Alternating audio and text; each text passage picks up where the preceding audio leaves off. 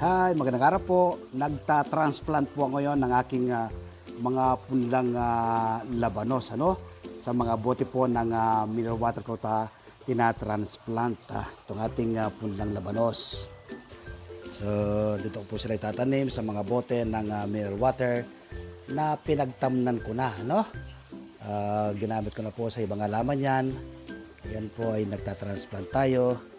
Ating punlang labanos. Ito po ang lupa natin ginagamit. Pinagtamnan ko na po sa iba. So, ikukondisyon ko po uli. Lalagay po tayong natural at organic na pataba.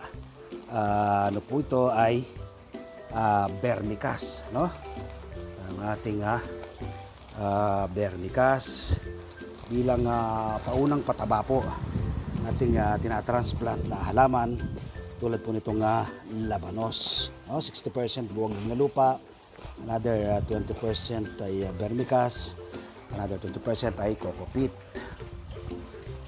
Ito po tayo magtatanim sa bote po ng mineral water. Maglalagay na tayo ng lupa. Huwag nyo pong pakapuno, mahigit kalahati lang po. Yan. Yan, ay kukuha tayo ng ating punla. Tikin po ninyo. Kasama po yung ugat. Maingat po kayo kapag kayo ay nagtatransplant. Tapos po ng ganito. Baon lang po ng bahagya. Yun. Tapos pagka-transplant pong ganyan, bahagya lang po siyang diligan. Nililigan po ninyo ng ganito.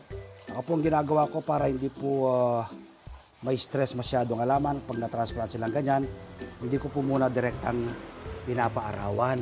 Ninanarasan ko po muna. So ito na yung ating mga na-transplant.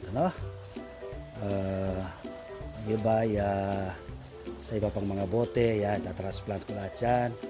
Ating mga punlang labanos.